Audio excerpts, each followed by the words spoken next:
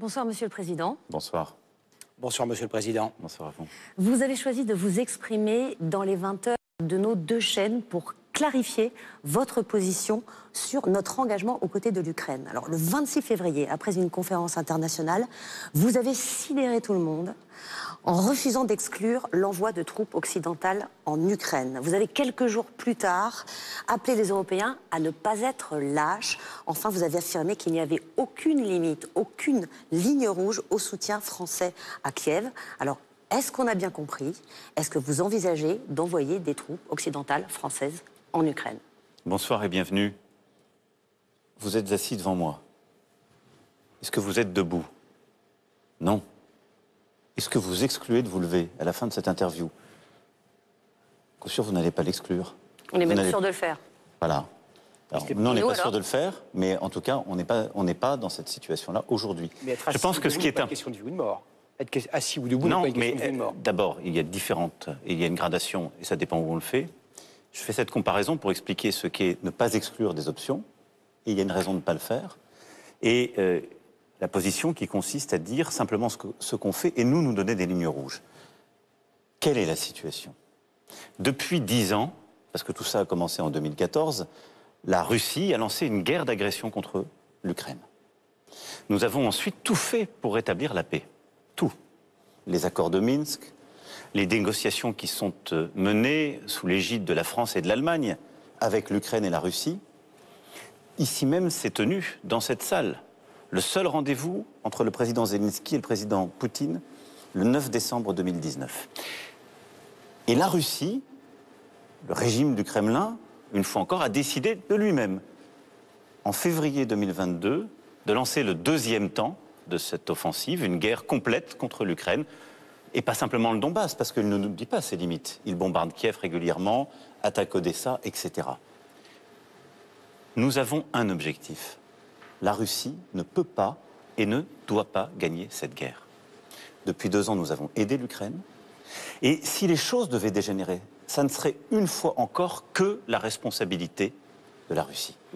Et donc nous, ça veut dire que nous, si nous décidons aujourd'hui d'être faibles, si face à quelqu'un qui n'a pas de limites, face à quelqu'un qui a franchi toutes les limites qu'il nous avait données, nous lui disons naïvement, je n'irai pas plus loin que ceci ou que cela.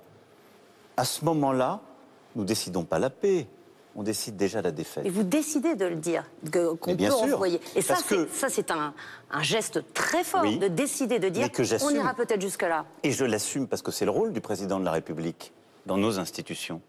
Le président de la République est en charge de la défense nationale. Il ne fait pas de commentaires, il décide pour la sécurité des Françaises et des Français. Qu'est-ce qui se joue en Ukraine? Une guerre qui est existentielle pour notre Europe et pour la France. J'espère qu'on y reviendra parce que c'est un sujet clé. Et donc, je décide, parce qu'après 2 ans de guerre, après d'ailleurs, je veux ici le rappeler, que nous ayons systématiquement fait ce que nous disions que nous n'allions pas faire. Ce qui relativise aussi les propos très définitifs tenus parfois par certains à travers l'Europe. Il y a 2 ans, nous disions « jamais on n'enverra de chars ». On l'a fait.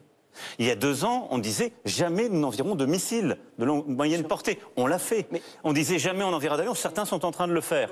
Donc, nous avons mis trop de limites, si je puis dire, dans notre vocabulaire. Nous ne sommes pas dans l'escalade. Nous ne sommes pas en guerre contre la Russie.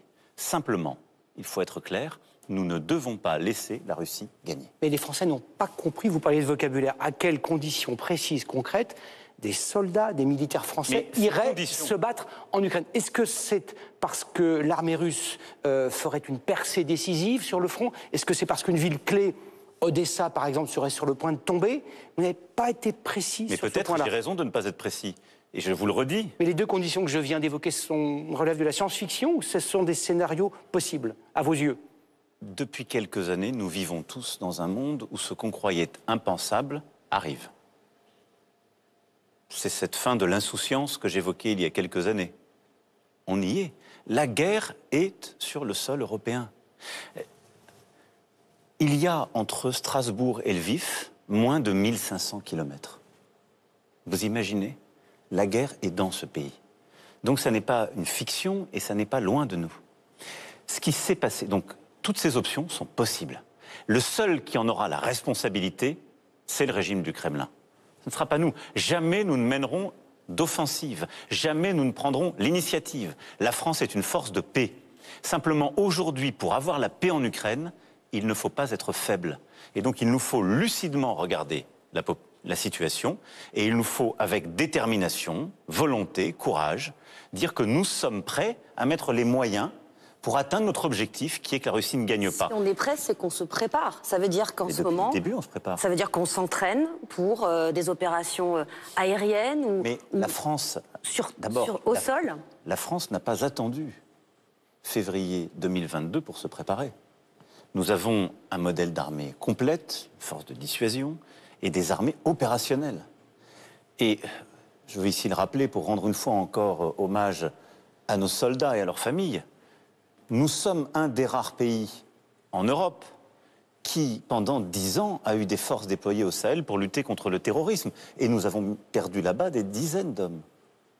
Mais donc, ce n'était pas le même type de combat. Mais est-ce que vous pensez que c'était... On combattait les islamistes qui étaient nous nos combattions ennemis des terroristes qui étaient domestiques également. À la demande d'un État, pour éviter qu'un État souverain ne s'effondre et pour protéger nos avant-postes. Mais est-ce qu'on pense que c'est plus accessoire? Aujourd'hui, ça ne s'impose pas en Ukraine. Mais est-ce qu'on doit tout exclure pour autant? Ce que je veux dire par là, c'est que nous sommes prêts.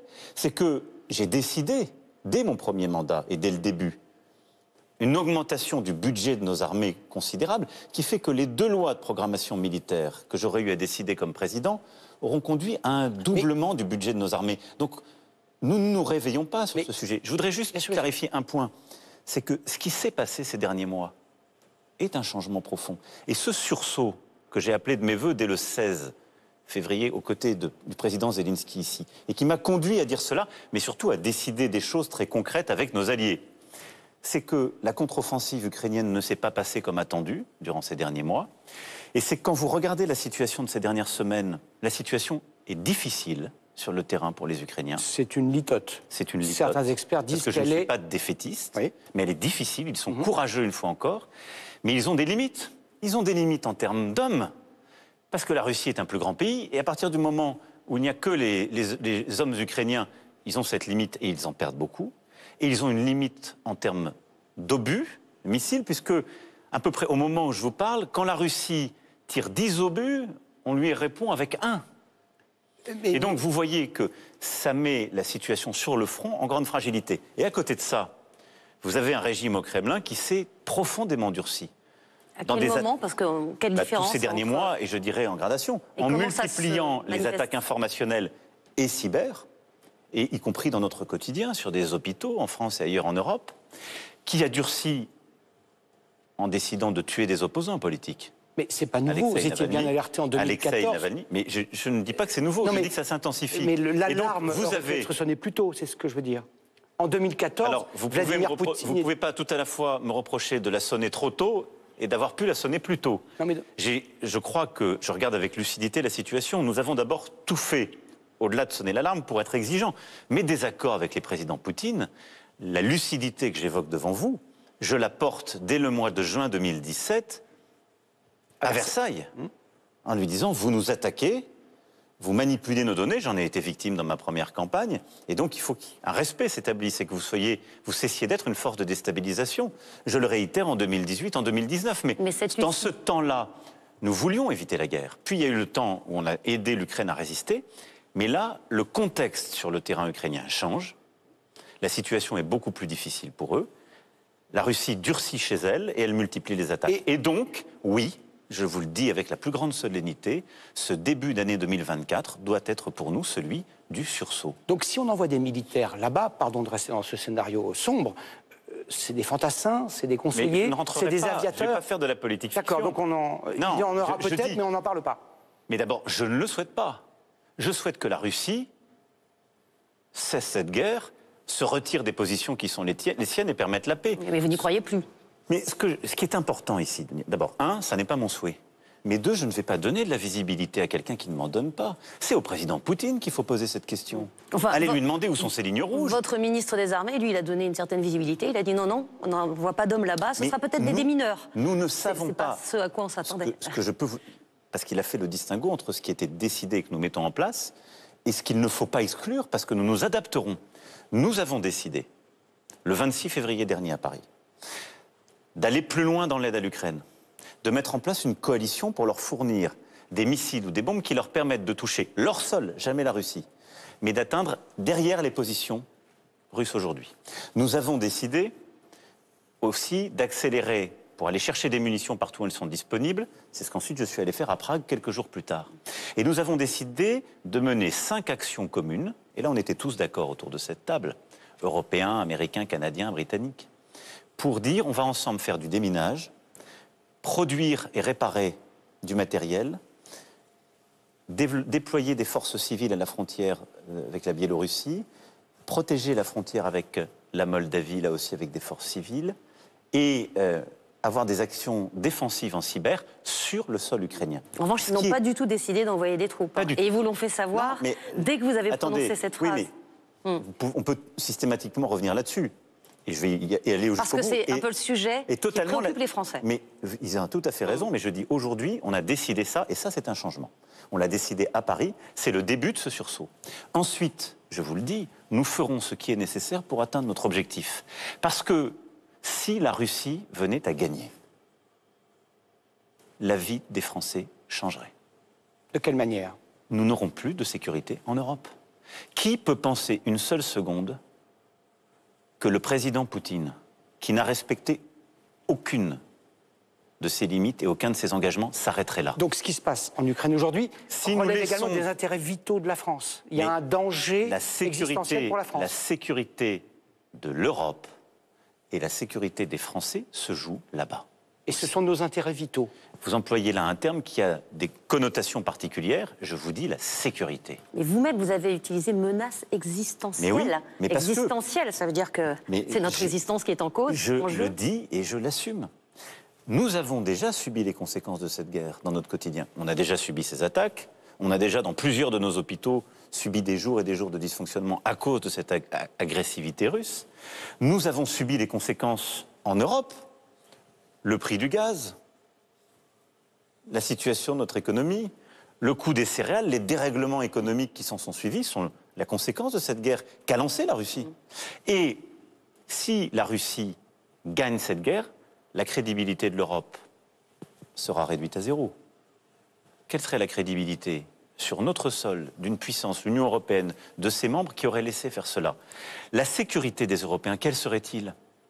Est-ce que vous pensez que les Polonais, les Lituaniens, les Estoniens, les Lettons, les Roumains, les Bulgares pourraient une seconde rester en paix? Et je ne parle même pas de la Moldavie, qui certes n'est pas dans l'Union européenne aujourd'hui, mais qui, à la seconde, serait menacée. Donc vous dites en creux, et je dis Poutine que ça ne s'arrêtera pas là. S'il gagne cette guerre, il poursuivra ailleurs, il trouvera d'autres proies. C'est ce que vous dites? Mais par notre passé, nous avons déjà connu certes des régimes qui tuaient les opposants chez eux, avaient des dérives autoritaires et avaient la volonté de conquérir tout ce qu'on les laissait conquérir. Donc Poutine ne s'arrêterait pas là s'il gagnait cette guerre. Et je crois que ce que je dis là est un consensus complet.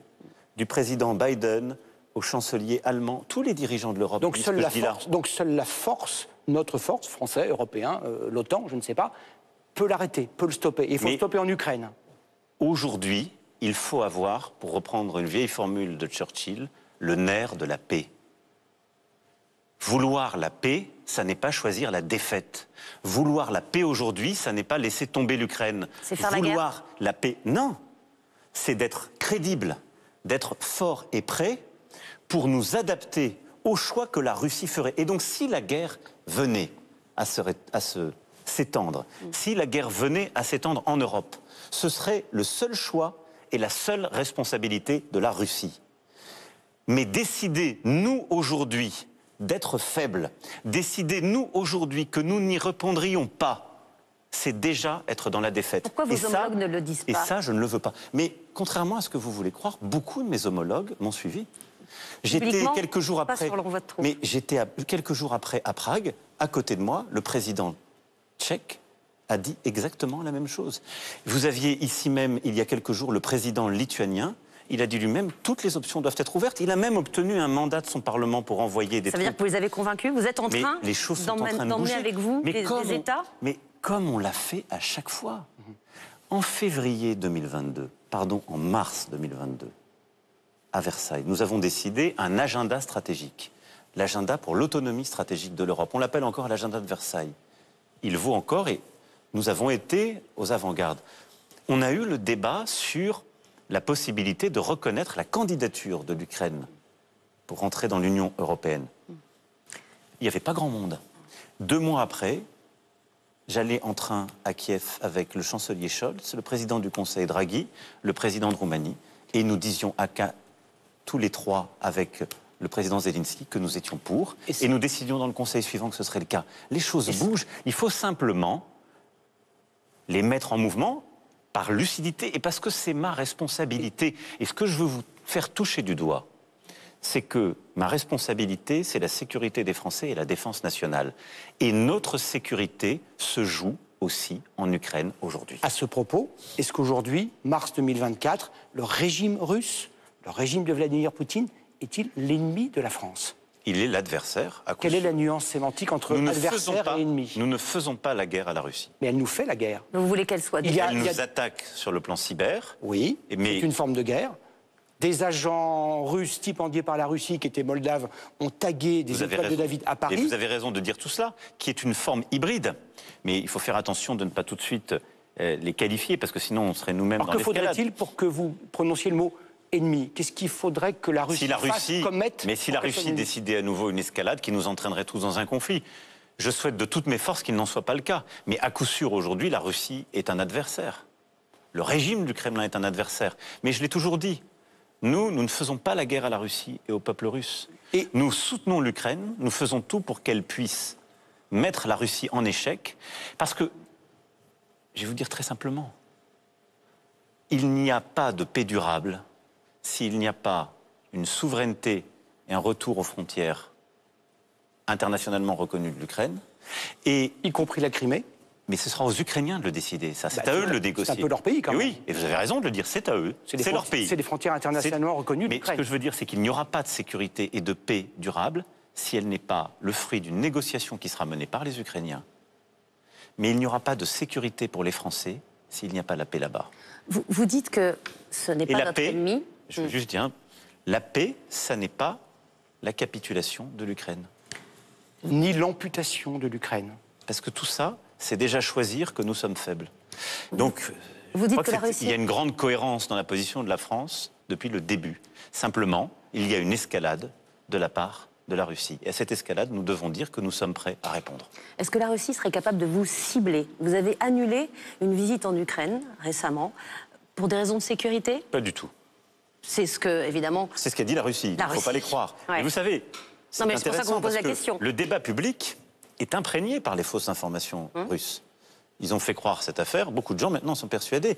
Le sujet des troupes au sol arrive dans le débat collectif. C'est un de vos confrères qui me pose la question. Parce que le Premier ministre slovaque, très proche de la Russie, dit que le projet secret que nous avons, c'est d'envoyer des troupes au sol. Et nous, à chaque fois, on réagit. On ferme des portes, on se calfeutre. Non. Donc, j'ai décalé le voyage que j'avais fait. Pourquoi? Parce que le président Zelensky venait en Europe pour la conférence de sécurité à Munich.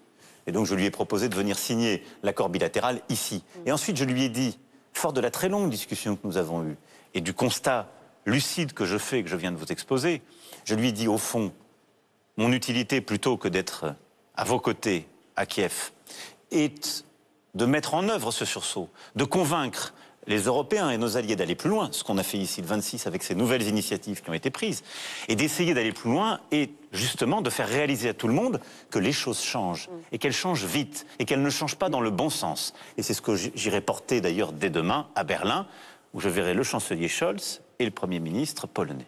Toutes les semaines ou presque, le président russe Vladimir Poutine brandit de manière assez claire, assez menaçante, la menace nucléaire. La France est le seul pays membre de l'Union européenne à être doté de l'arme nucléaire. Est-ce que vous vous sentez, est-ce que nous devons nous sentir particulièrement visés? Nous devons nous sentir d'abord particulièrement protégés, parce que nous sommes justement cette puissance dotée. Sauf qu'il mentionne beaucoup la France, plus la France que d'autres pays. Et que c'est le sens même du choix qui a été fait par le général de Gaulle dès après la Deuxième Guerre mondiale. Ensuite, nous sommes prêts, nous avons une doctrine qui est établie, et en matière de nucléaire, il faut peu de mots. Et le nucléaire n'est pas un instrument de déstabilisation ou de menace. C'est un instrument de sécurité. D'avoir la bombe comme la Russie nous installe dans un face-à-face particulier, donne une responsabilité supérieure ou un poids supérieur, selon vous, à la France? Notre capacité nucléaire donne d'abord une sécurité aux Françaises et aux Français, qu'ont peu de pays dans le monde. Ça nous donne une responsabilité, celle d'être une puissance dotée de cette arme, et donc de ne jamais être dans l'escalade, ni verbale, ni évidemment de fait. Mais pourtant, il brandit la menace. Je pense que ça n'est pas... Et il reprend vos termes sur les lignes rouges. Ce n'est pas approprié quand on a justement l'arme nucléaire. Mais est-ce que vous ne parlez plus à Poutine? Depuis combien de temps? Depuis plusieurs mois. Est-ce que ce n'est pas un handicap de ne plus lui parler? Écoutez, je lui ai parlé à chaque fois que c'était nécessaire. Je lui ai parlé, évidemment, des centaines d'heures avant février 2022, longuement entre février et avril 2022, pour essayer d'arrêter cette guerre et de négocier la paix. Mais à partir du moment où lui-même n'a plus respecté aucun cadre, c'est-à-dire que, contrairement à ce qu'il disait, il ne faisait pas une opération spéciale que nous condamnions déjà et qui n'avait aucun cadre juridique, aucune légitimité, aucune légalité, mais qu'il attaquerait Kiev, qui menait des crimes de guerre dans le nord du pays, la discussion n'avait plus de sens. Pourtant, vous l'avez prolongé quand même jusqu'au mois de septembre. J'ai ensuite eu des discussions ponctuelles sur la question nucléaire. Parce que nous avons pris l'initiative, à cause de la centrale de Zaporijia, qui était proche de la ligne de front, en lien avec l'Agence internationale de l'énergie atomique, eh bien, de tout faire pour protéger cette centrale. Et donc j'ai eu les échanges à ce moment-là. Mais les discussions, je suis tout à fait prêt à les mener, à tout moment. Mais encore faut-il qu'on ait face à nous quelqu'un qui dit la vérité et dont l'intention est de faire la paix. Et ça n'est pas le cas aujourd'hui. Et selon vous, Vladimir Poutine, c'est un patriote russe? C'est un autocrate? C'est un dictateur? Tout ce que vous dites depuis 2 minutes, c'est-à-dire les crimes qu'il commet contre des civils, on regarde dans un dictionnaire, on se dit ben, seul un autocrate ou un dictateur peut commettre ça. Je ne suis pas un commentateur, c'est le président de la Fédération de Russie qui aujourd'hui est pris dans une dérive personnelle ou... répressive et autoritaire dans son pays et qui a fait le choix, ces dernières années, de manière accrue ces derniers mois, d'être une puissance de déstabilisation en Europe, en lançant une guerre dont il a la seule responsabilité et en menaçant la sécurité de tous, mais dans beaucoup d'autres théâtres d'opération, du Proche et Moyen-Orient au Caucase en allant jusqu'à l'Afrique, où la Russie est une puissance qui déstabilise. Vous ne lui parlez plus, donc ce ne sera pas vous qui négocierez la paix avec lui. Qui pourra le faire? Est-ce que ce sera les États-Unis? Mais il y a un ordre des temps. Je suis sans doute le dirigeant en responsabilité qui lui est le plus parlé. Oui, mais à présent, on peut dire qu'il y a un certain froid entre vous. Mais ce n'est pas un froid, les choses ne sont pas personnelles. Et d'ailleurs, je ne veux pas essayer de les personnaliser, ça n'a aucun sens. Nous ne sommes pas dans une fiction, ça n'est pas un roman, une série. Enfin, Trump lui parle, non, mais on parle de la vie et de la mort. Et aussi loin que je suis informé, je n'ai pas le sentiment que Donald Trump soit président des États-Unis d'Amérique. Il y a un risque. Et donc aujourd'hui, il est clair, il n'y a pas un risque, il y a la guerre. Au moment où on se parle, il y a des femmes et des hommes qui meurent en Ukraine par la responsabilité du président Poutine. Et ce que je vous dis, c'est que si l'Ukraine tombe, c'est notre sécurité qui est menacée. Et donc, nous sommes dans un temps aujourd'hui qui est de résister. Et nous sommes dans un temps, et c'est celui que j'assume, qui consiste à dire, si la Russie continuait son escalade, si la situation devait se dégrader, nous devons être prêts, et nous serons prêts. Et pour être prêts, et nous serons prêts, et nous serons prêts à prendre les décisions qui s'imposent pour que la Russie ne gagne jamais. Raison pour laquelle, vous avez dit début janvier, la France est en économie de guerre. Et viendra, je l'espère, le plus tôt possible, le moment où nous aurons à reparler avec le président de la Fédération de Russie, quel qu'il soit, au moment où cela s'imposera. Et la France est en économie de guerre, disiez-vous, au début de l'année. Vous parliez des obus tout à l'heure. Regardez les chiffres avec Anne-Sophie. À l'heure où on parle, la France produit moins de 100 obus par jour, sauf erreur de notre part. C'est ce que des soldats ukrainiens utilisent en quelques minutes. C'est très modeste. Mais c'est le maximum que nous puissions faire. C'est modeste et c'est assez normal pour ce qui est de ces catégories parce que nous n'avons pas une industrie de défense qui est adaptée à une guerre de haute intensité territoriale qui n'était dans aucun de nos pronostics et que nous ne nous apprêtions pas à mener pour nous-mêmes. Le sera-t-elle un jour? Et donc, plusieurs choses. D'abord, dès février 2022, j'ai indiqué, j'ai déclaré à tous les industriels que nous passions en économie de guerre. Je leur ai demandé des efforts, produire davantage et produire plus vite. Et c'est le chantier que j'ai confié au ministre des Armées dès ce moment-là. Nous avons, sur plusieurs segments qui étaient essentiels pour les Ukrainiens, fait le travail. Les canons César, qui sont déterminants pour la défense de l'Ukraine, nous avons multiplié leur production. Et là où nous avons livré quelques dizaines depuis le début du conflit, cette année, parce que nous avons multiplié les lignes, multiplié les cadences, nous allons produire près de 75 canons César. Ils iront tous sur le front ukrainien. C'est beaucoup plus qu'on en a livré depuis le début. Nous avons multiplié par plus de 3 notre production des catégories d'obus et de missiles qui sont pertinents pour les Ukrainiens. Simplement, en effet, on a des limites. Et c'est vrai de tous les pays européens. Et donc, qu'est-ce qu'on fait face à ça ? On accroît nos capacités et nos cadences, mais surtout, ça met du temps à faire, parce qu'il faut créer de nouvelles lignes, de nouvelles structures de production. C'est pourquoi on a décidé qu'on allait les créer en Ukraine, parce que c'est plus proche du terrain, parce que ça peut aller beaucoup plus vite. C'est ce qui a été décidé ici, avec l'ensemble des partenaires. Et c'est ce que d'ailleurs on va faire main dans la main avec l'Allemagne. Vous exposez aussi au bombardement. Oui, mais ça a été acté. Vous soulignez là une forme peut-être de contradiction qu'il y a chez certains de mes partenaires qui sont prêts à les produire sur le sol ukrainien, mais pas prêts à prendre certains engagements pour la suite. Bon, mais ça viendra. Donc pour être clair, des ingénieurs français ont vocation à jouer. On est en train de regarder, dans le cadre de ces coalitions, les déploiements qu'on fera en Ukraine pour coproduire avec eux. Et ça permet d'aller plus vite. Et enfin, on fait 2 autres choses, une de court terme et une de moyen terme. C'est tout ça, l'économie de guerre. À court terme, on va chercher partout où c'est disponible des munitions. Et donc là, on va sonder tous les pays du monde, je ne dis pas ici leur nom parce que certains, la confidentialité compte, mais on va chercher dans leur stock disponible et on leur propose de leur acheter parce que c'est une question de rapidité. Et à côté de ça, nous mettons l'industrie européenne de défense en capacité de produire beaucoup plus dans la durée. Et comment vous financez ? Parce qu'on a des petits problèmes de budget en ce moment, on l'a vu, on doit faire beaucoup d'économies, oui, des milliards. Comment on finance tout cet effort de guerre, finalement ? Mais d'abord, je vais être très franc avec nos compatriotes et avec vous.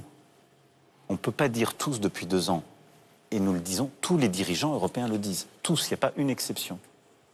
Cette guerre, on y joue notre avenir, cette guerre est existentielle, et dire on va continuer de vivre comme si de rien n'était. Non, je vous demande juste les moyens déployés pour ça. C'est pas possible. Finance. Donc nous, comme je vous le dis, déjà on a anticipé, puisqu'on a une loi de programmation militaire qui vient après l'autre, on a doublé notre budget des armées. À ça s'ajoutent des choix budgétaires qu'on a faits depuis 2022. En plus de cela, on finance l'aide à l'Ukraine. Et pour construire ces usines nous avons déjà financé 4,8 milliards d'euros à peu près, et on va aller jusqu'à 3 milliards d'euros cette année.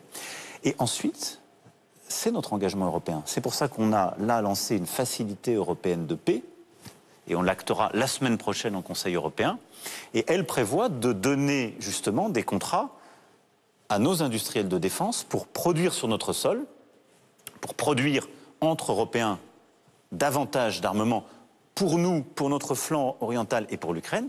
Et nous allons utiliser cet argent. Nous allons aussi utiliser l'argent qu'on a dans le programme d'investissement pour aller produire en Ukraine avec les Ukrainiens. Et donc, c'est l'Europe qui aussi se mobilise aux côtés de notre investissement national. Et en plus de ça, il ne faut pas exclure là aussi, que comme sur le plan opérationnel, il ne faut pas exclure que nous ayons à prendre des décisions supplémentaires en européen. C'est-à-dire ? Et c'est-à-dire décider de financer de nouvelles initiatives. Avec des emprunts ? Et moi, je ne l'exclus pas. Et je pense que ce que nous avons su faire pendant la période du Covid, qui était de dire, nous sommes face à un choc, à cette pandémie, on est tous touchés, et on doit en quelque sorte aller lever de l'argent en commun sur les marchés en mettant notre signature à chacun sur la table, c'est ce qui nous a permis de tenir. Et c'est ce qui nous a permis de relancer. Moi, je pense que si les besoins devaient être plus importants, c'est d'ailleurs une proposition qui a été faite par la première ministre d'Estonie. Ce n'est pas une proposition française, mais j'y souscris. Et donc, je pense que ce que je veux vous faire toucher du doigt, depuis le début de notre conversation et au fond depuis une dizaine de jours, et ce que je veux que nos compatriotes comprennent, il n'y a qu'un responsable de la situation dans laquelle nous sommes. C'est le régime du Kremlin. Mais nous avons une responsabilité.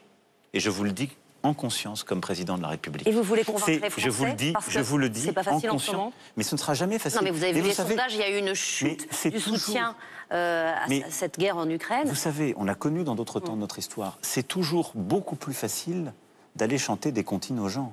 Je pourrais vous dire ce soir, parce que ça n'est pas populaire. Vous savez, c'est loin. Nous, on est pour la paix. on est pour la paix. Les gens qui disent ça aujourd'hui, les mêmes qui ne veulent pas d'ailleurs soutenir l'Ukraine, ils ne font pas le choix de la paix. Parler de qui? Ils font le choix de la défaite. Il y a quelques jours. Ils font le choix de l'abandon de souveraineté. Parce qu'ils font le choix dès maintenant de dire « nous avons des limites ». Et donc, à celui qui jusqu'à présent n'en a pas eu, a pris toutes les responsabilités d'agression, nous vous laisserons progresser, car nous avons peur. Vous parlez de qui? Mais de ceux en Europe qui sont sur ce registre et de ceux qui, en France, eh bien, très clairement, décident de ne pas soutenir l'Ukraine. Okay. Monsieur le Président, il y a quelques jours, Sénat, Assemblée nationale ont dû à se prononcer par vote sur un traité, un accord de sécurité que vous avez signé avec le président ukrainien. Plusieurs partis politiques se sont abstenus, ont voté contre. Le Rassemblement national s'est abstenu, le Parti communiste, la France insoumise ont voté contre. Qu'est-ce que vous pensez de leur position? Ce sont des pacifistes, c'est leur droit le plus strict. Bien sûr. Ce sont des instruments du Kremlin, ce sont des idiots utiles, comme on aurait pu le dire il y a quelques décennies. Jamais. Vous savez, j'ai constamment cherché à tenir l'unité du pays, depuis le début.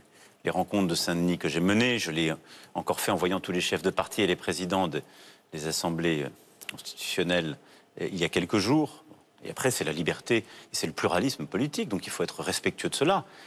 Mais j'ai un désaccord très profond. C'est que je pense qu'aujourd'hui, en conscience, choisir de s'abstenir ou de voter contre un soutien à l'Ukraine, c'est pas choisir la paix, c'est choisir la défaite. Et c'est très différent. Et quand il vous reproche d'instrumentaliser le conflit en Ukraine, on a déjà eu ce débat. De la politique intérieure. On a déjà eu ce débat. Enfin, parce que la dernière élection présidentielle s'est tenue quelques mois après le lancement du conflit de février 2022. Écoutez, ça n'est pas sérieux. C'est tout ce que je peux vous dire. Ça n'est pas sérieux. Parce que la responsabilité de cette guerre, la responsabilité des coups de boutoir qui sont donnés au front ukrainien, elle n'est que celle de la Russie. Notre responsabilité, c'est d'être fort pour la paix. Notre responsabilité, c'est justement de tenir cette unité européenne. Et à chaque fois, nous avons obtenu l'unité européenne. Depuis le début, nous étions sous présidence française. Et nous l'obtiendrons, vous verrez. C'est de tenir notre unité, mais c'est d'être fort. C'est d'être fort pour dissuader, c'est d'être fort pour résister, c'est d'être fort pour notre sécurité. Monsieur le Président, cet entretien est consacré à la guerre en Ukraine. Nous ne pouvons pas ne pas aborder une autre guerre. Elle se déroule à Gaza. Elle a fait sans doute 30 000 morts. Les circonstances sur place sont atroces. Vous avez toujours dit, depuis les attentats terroristes du 7 octobre en Israël, que vous étiez derrière Israël et qu'Israël avait le droit le plus absolu de se défendre. Israël a-t-il le droit de se défendre jusqu'à la vengeance? Est-ce que vous pensez de l'action de l'armée israélienne aujourd'hui dans la bande de Gaza? Les mots étant importants, je n'ai jamais dit qu'Israël avait un droit absolu. La France le droit de se défendre, oui, c'est ce que vous aviez dit. Ouais. C'est exact, et au départ. Mais absolu a une signification. Non, bien sûr. Et je n'ai jamais dit le mot absolu. La France a une position constante depuis le début. Et d'ailleurs, là aussi, nous étions peut-être seuls à un moment donné en octobre dernier et nous avons été rejoints. La première chose, nous avons condamné de manière implacable l'attentat terroriste massif lancé par le Hamas contre Israël et sa population. Vous avez aussi après appelé à créer une coalition contre le Hamas, ça n'a pas tellement pris, pour le coup. Vous m'excuserez, mais nous sommes tous en train de dissoudre des associations qui financent. La coalition internationale contre le Hamas. Mais c'est de dire, lutter contre le Hamas n'est pas que votre histoire, vous, responsable israélien, c'est aussi la nôtre, et donc nous devons agir. Qu'est-ce qu'on est en train de faire aujourd'hui avec plusieurs partenaires? On coupe les financements partout où ils existent. Nous avons dissous des associations, donc on le fait, je vous rassure. Ça, les autres pays n'avaient pas trop compris au départ quelle était la volonté. La meilleure façon, vous savez, de ne pas gêner les autres, c'est de ne rien dire, ou de dire simplement ce que la masse veut répandre. Ça n'est pas la position de la France, ça ne l'a jamais été à travers notre histoire. Nous avons une position, si vous me permettez de l'exprimer, simple. Premièrement, condamnation implacable, claire de l'attentat. Ensuite, on a dit, la sécurité d'Israël n'est pas que votre affaire. Ce qui veut dire aussi, vous ne pouvez pas mener votre défense dans toutes les conditions. Mais nous sommes prêts à coopérer, par exemple sur le financement, c'est ce que j'ai dit tout de suite, pour lutter contre le Hamas. Deuxièmement, vous êtes une démocratie. Vous avez donc une responsabilité, vous devez respecter le droit humanitaire, le droit de la guerre, le droit international. Et c'est pourquoi, dès le mois d'octobre, la France a appelé à une trêve. C'est pourquoi nous sommes le premier pays européen à avoir porté une résolution au Conseil de sécurité, avec plusieurs pays de la région, Jordanie, Émirats arabes unis, pour appeler à un cessez-le-feu. C'est pourquoi nous avons organisé ensuite en octobre ici la seule conférence humanitaire de soutien pour le peuple palestinien et l'UNRWA, en appelant officiellement à ce cessez-le-feu. Et le troisième volet, c'est une réponse politique, car la sécurité de toute la région, d'Israël, du peuple palestinien et de tous les États de la région, c'est qu'il y ait une réponse politique au droit légitime des Palestiniens à avoir un État. Il y a aujourd'hui 3 otages français détenus par le Hamas depuis plus de 5 mois. Oui. Sont-ils vivants? Savez-vous où ils sont? Êtes-vous en négociation ou un intermédiaire est-il en négociation pour les faire libérer? Merci d'évoquer ce sujet qui est pour nous essentiel. Nous nous sommes beaucoup battus avec le Qatar et l'Égypte en particulier pour obtenir la libération de nos otages qui ont été libérés ces derniers mois. Nous avons encore en effet 3 otages. Je ne dirai rien ce soir et vous le comprendrez. Les discussions sont en cours, seules les familles sont informées. Les discussions sont en cours. Nous mettons beaucoup d'énergie et je veux remercier les partenaires que je citais et j'espère vraiment que nous obtiendrons ces libérations. C'est pour nous essentiel et je souhaite qu'au-delà des otages français, tous les otages israéliens et du monde entier soient libérés parce que c'est une pratique inadmissible et des vies brisées et confisquées. Merci. En tout cas, là-bas aussi, nous ferons tout pour la paix et la sécurité pour tous. C'est le sens de l'initiative que nous avons levée et nous faisons tout pour appeler encore une fois au cessez-le-feu. Merci beaucoup, Monsieur le Président, d'avoir répondu à nos questions. Merci à vous. Merci beaucoup. Très bonne soirée à tous. Merci.